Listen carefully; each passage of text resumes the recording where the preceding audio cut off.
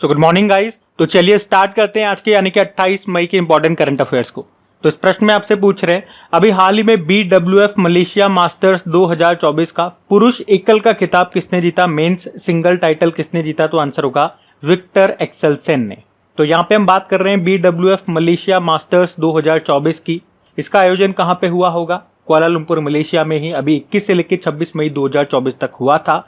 और इसमें men single का टाइटल जीत लिया है डेनमार्क के विक्टर एक्सेलसेन ने। एक सिंगल सा प्रश्न, ये छोटा सा प्रश्न भी बन सकता है कि विक्टर एक्सेलसेन का संबंध किससे है? तो आप कहोगे बैडमिंटन से। किस देश के प्लेयर हैं? तो डेनमार्क के ये बैडमिंटन प्लेयर हैं विक्टर एक्सेलसेन, याद रखना। वहीं अगर वुमेन सिंगल में हम बात करते हैं तो विजेता रही है वांग झिगी, ये चाइना की प्लेयर है। और इन्होंने हराया किसको, या यूं कहूं कि यहाँ पे सिल्वर किसने जीता महिलाओं में?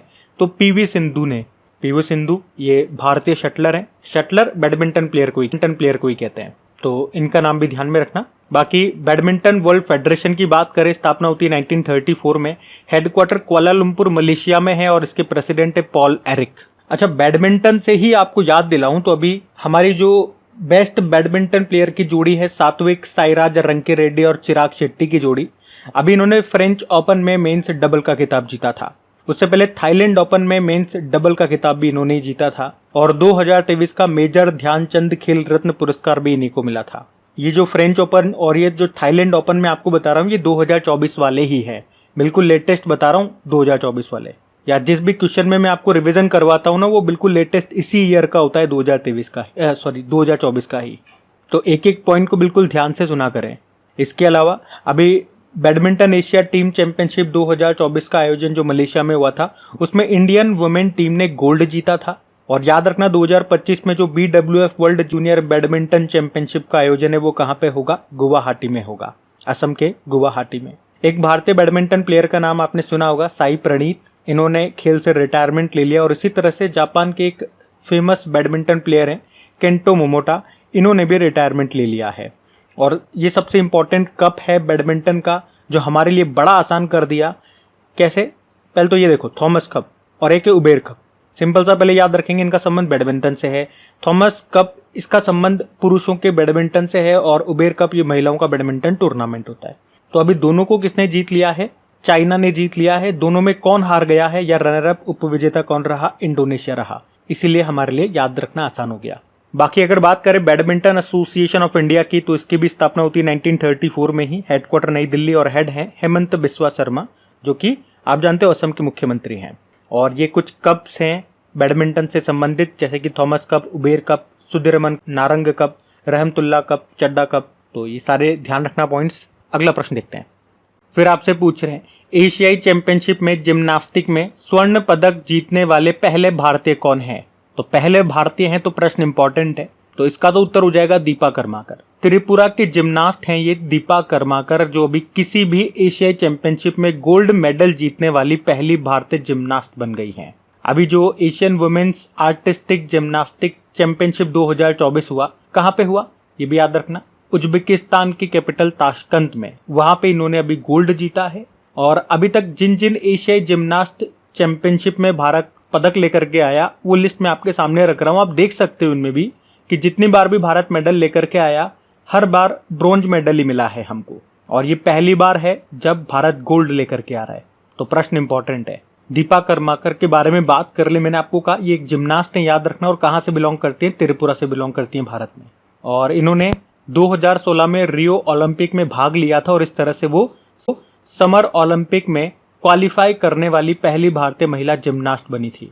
वैसे इन्हें 2016 में भारत का सर्वोच्च खेल पुरस्कार राजीव गांधी खेल रत्न पुरस्कार भी मिल चुका है, जिसे अब मेजर ध्यानचंद खेल रत्न पुरस्कार बोलते हैं।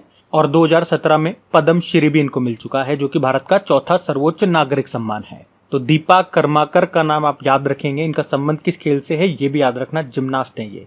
अगला प्रश्न देखते हैं।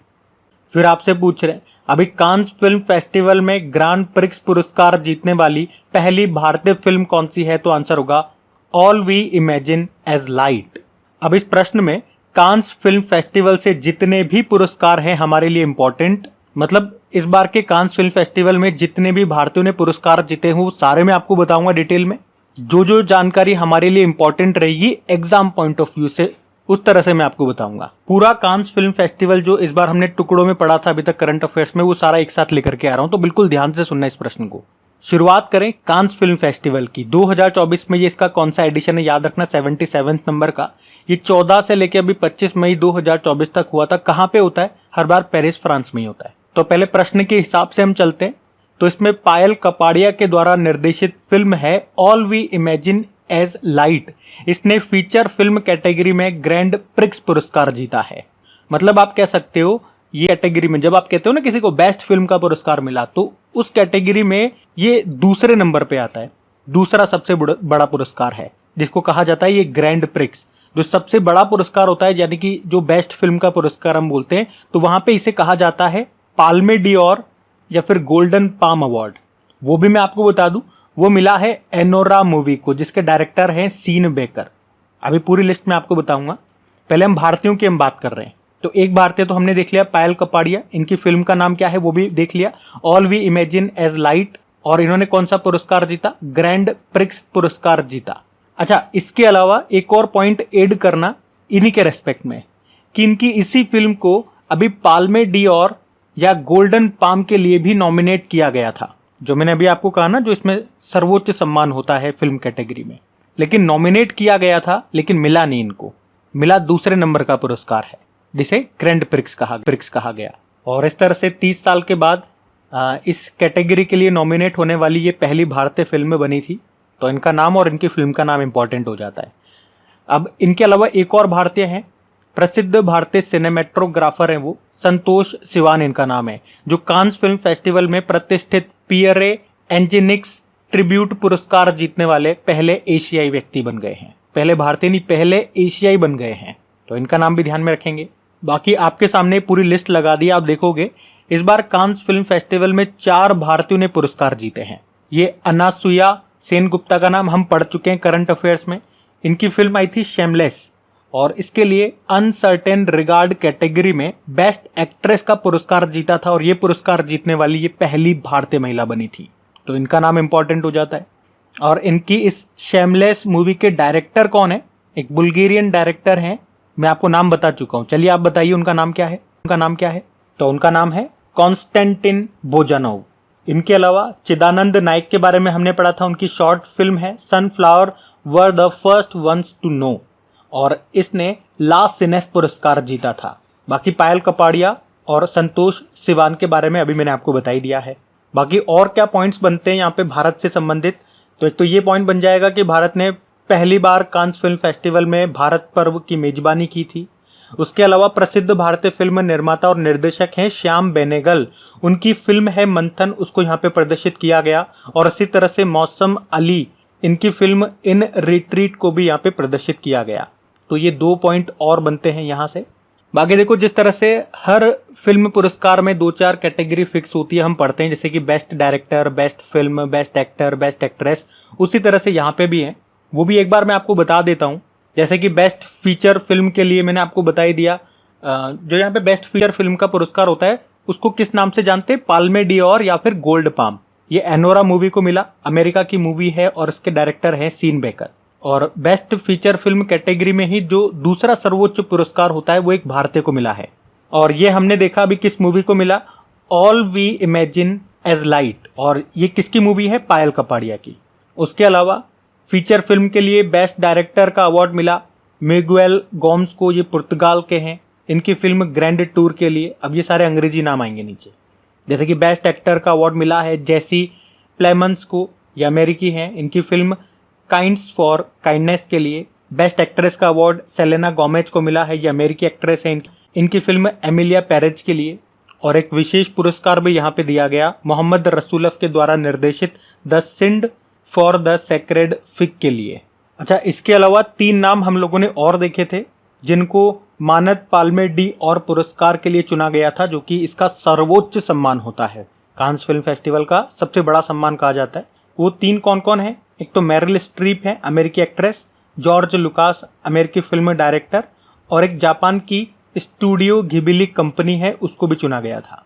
तो इस तरह से ये पूरा का पूरा कांस फिल्म फेस्टिवल हमने कवर कर लिया, सारे भारतीय जो भी विजेता रहे और जो भी भारत किसी भी कारण से न्यूज में रहा था वो भी मैंने आपको कवर करा दिया, और ये जो अवार्ड थे ये भी हमने पढ़ लिए, और जो सर्वोच्च सम्मान था वो भी मैंने आपको बता दिया। तो ध्यान में रखना, अब कहीं से भी प्रश्न आ जाए छूटना नहीं चाहिए। अगला प्रश्न देखते हैं।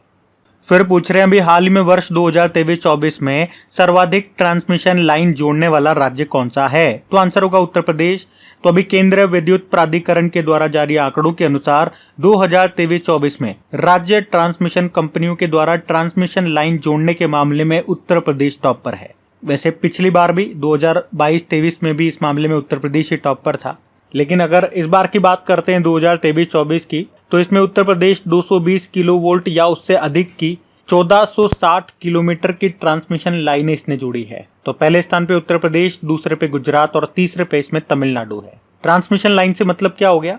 आप लोगों ने देखे होंगे अपने शहर में, अपने गांव में बड़े बड़े से टावर लगे होते हैं। एक तो हमारे घर के आगे जो खंबे होते हैं वो जिससे तार निकलती है, जिसमें 220 वोल्टेज का डिफरेंस होता है, लेकिन एक बड़े बड़े आपने इस तरह के खंबे देखे होंगे, एंटीनास देखे होंगे, जिसमें लंबे लंबे झूलते हुए तार जाते रहते हैं आगे। तो वो ट्रांसमिशन लाइन से उसका एक हिस्सा तो बिजली के प्लांट से जुड़ा हुआ होता है जहां से बिजली आती है बन करके, और दूसरा हिस्सा उस क्षेत्र के ग्रिड से जुड़ा हुआ होता है जहां पे बिजली जानी होती है।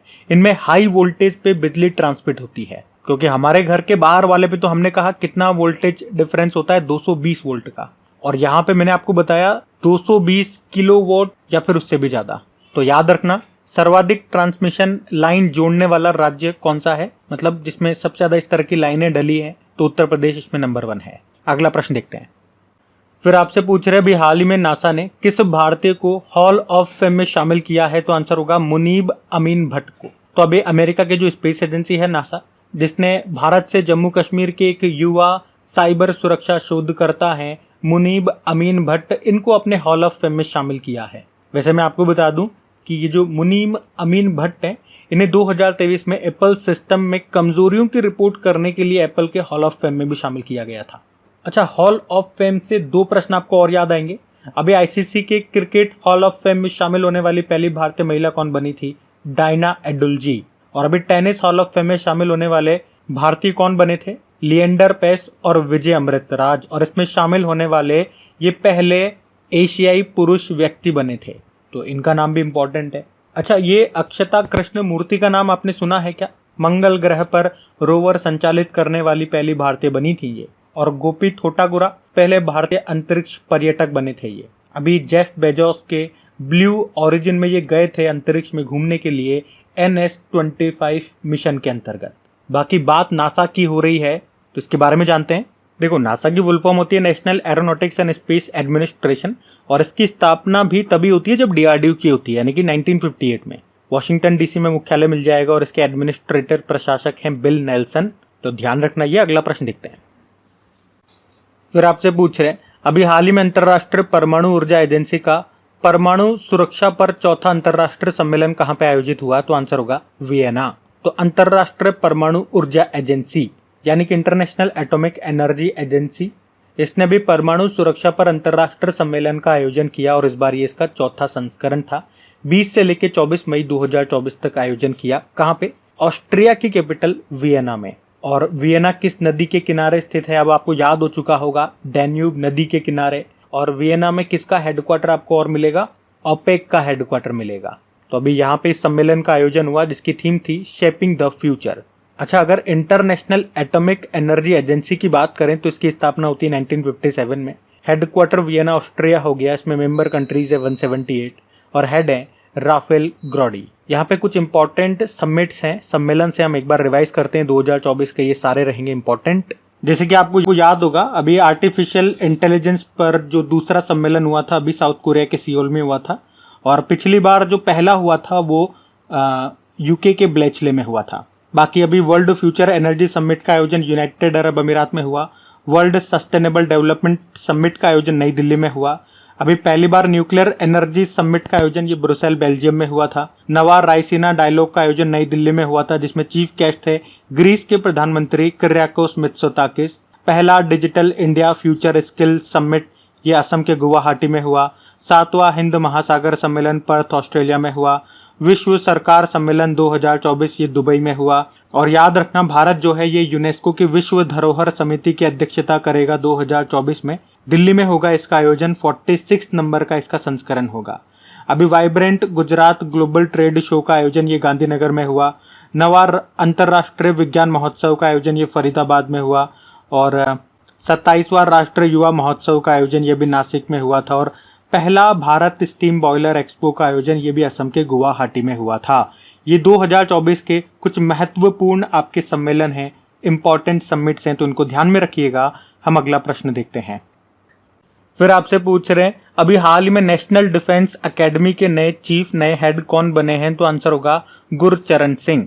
तो अभी वाइस एडमिरल गुरचरण सिंह को नेशनल डिफेंस एकेडमी का नया हेड बनाया गया है और इन्होंने किनका स्थान लिया? अजय कोचर का स्थान लिया। ये जो नेशनल डिफेंस एकेडमी है इसका मुख्यालय आपको मिलेगा खड़कवासला, पुणे में। ये एक ट्राई सर्विस ट्रेनिंग एकेडमी है, मतलब यहाँ पे हमारी तीनों सेनाओं के ऑफिसर्स ट्रेंड होते हैं, यहीं पे उन्हें ट्रेनिंग दी जाती है और इसी के हेड बने हैं ये गुरचरण सिंह। ऑप्शन में अगर देखोगे तो नवाब सलाम का नाम आपको दिखेगा, जो कि बहुत ही इंपॉर्टेंट नाम है। एक तो याद रखना ये किस देश से संबंधित हैं? तो लेबनान से हैं। इंटरनेशनल कोर्ट ऑफ जस्टिस के अध्यक्ष बने थे। अनिल कुमार लाहौटी की बात करें, टेलीकॉम ट्राई यानी कि telecom regulatory authority of India के हेड बने। और इंद्रमणि पांडे भी इंपॉर्टेंट नाम है क्योंकि बिम्स्टेक के अभी महासचिव बने थे ये, और इस पद पर आने वाले ये पहले भारतीय भी हैं, तो इनका भी नाम इंपॉर्टेंट है। अगला प्रश्न देखते हैं। फिर आपसे पूछ रहे हैं अभी हाल ही में भारत को अगली पीढ़ी का परमाणु ईंधन देने की घोषणा किसने की है? तो आंसर होगा रशिया ने। तो अभी रशिया ने घोषणा की है कि रूस भारत को नेक्स्ट जनरेशन न्यूक्लियर फ्यूल उपलब्ध कराएगा और ये घोषणा की है रशिया की एक सरकारी परमाणु कंपनी है रोसाटॉम ने। और ये बात किसे कही गई? भारत के जो परमाणु ऊर्जा आयोग के अध्यक्ष हैं अजीत कुमार मोहंती को। अच्छा देखो, आज न्यूक्लियर से संबंधित कुछ प्रश्न मैं आपको रिवाइज कराता हूँ। इसमें कुछ स्टैटिक प्रश्न भी होंगे और कुछ करंट अफेयर्स के प्रश्न भी हैं। जैसे कि अगर आपसे पूछे कि उत्तर भारत का पहला न्यूक्लियर पावर प्लांट ये कहाँ पे बना है? हरियाणा के फतेहाबाद जिले के गोरखपुर गांव में। और अभी भारत का पहला स्वदेशी परमाणु रिएक्टर का संचालन कहाँ पे शुरू हुआ था? गुजरात में। अच्छा, पाकिस्तान के परमाणु बम जनक कौन थे जिनका निधन हो गया कुछ समय पहले? डॉक्टर अब्दुल कादिर खान। वैसे भारत की पहली परमाणु पनडुब्बी का नाम क्या है? INS अरिहंत है। भारत का पहला परमाणु मिसाइल ट्रैकिंग जहाज कौन सा है? INS ध्रुव है। और यूनाइटेड अरब अमीरात ये न्यूक्लियर पावर प्लांट शुरू करने वाला पहला अरब देश बना था जिसका नाम था बराका न्यूक्लियर पावर प्लांट।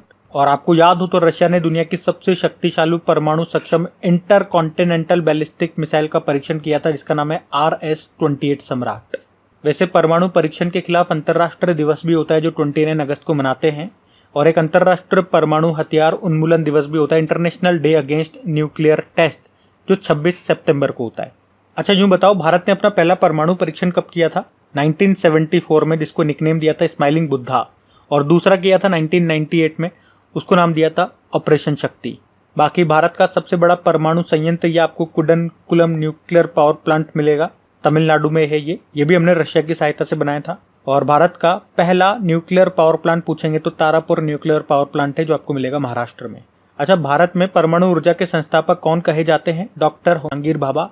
और बार्क आपको याद है, बार्क भाभा परमाणु अनुसंधान केंद्र जिसकी स्थापना होती है 1954 में। कहाँ पर है ये? ट्राम्बे, मुंबई में है। वैसे भारत के परमाणु ऊर्जा विभाग के चेयरमैन अजीत कुमार मोहंती हैं। विश्व की सबसे ऊंची परमाणु सुविधा कहाँ पे स्थापित की गई थी? परमाणु सुविधा मतलब प्रयोगशाला आप बोल सकते हो, तो आंसर होगा बोलीविया में।